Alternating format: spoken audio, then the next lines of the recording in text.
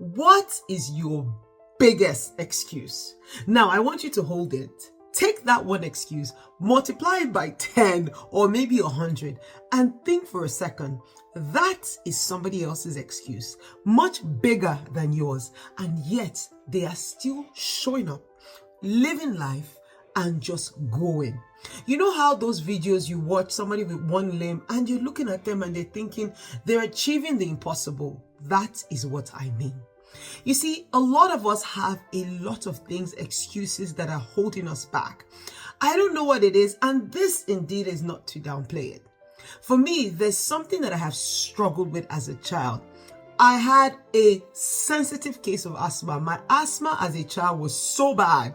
My mother stopped me from any form of sport. She just believed anything that started with the S word could trigger anything. In fact, it wasn't just a belief. Any attempt at doing any kind of sport meant that I ended up in the hospital the first 11 years of my life. I did no sport. I was held back and almost protected like an egg. Now, for me, it's unbelievable when I think about that one Hercules hill, is why I get excited about health and just showing up these days.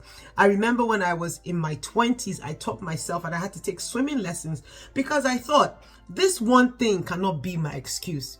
This past week, I ran my 7th half marathon. And as I finished the crossing line in good numbers, I thought to myself, what is my excuse for the next big thing that I'm going to do? In fact, I have a challenge next year to run my first full half marathon. Now, my point here is not about this, but it's the fact that a lot of us have excuses, but those excuses are not the things that should hold us back. They should be the things that we take to God in prayer and ask God to help us overcome our struggles, and they should actually be our stepping stone to the next thing that we want to achieve. You see, an excuse is actually a reason for you to get down on your knees and start to pray. Because guess what? When you look at those people with many excuses and they're still doing the impossible, it means that the excuse for you really may just be in your mind.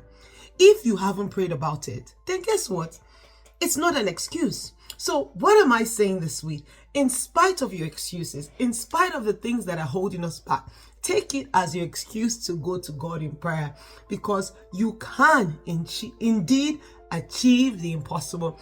I'm cheering for you and I'm rooting for you, because guess what? In this place, we have no excuses. We simply show up and show out. Have a fantastic week. God bless you.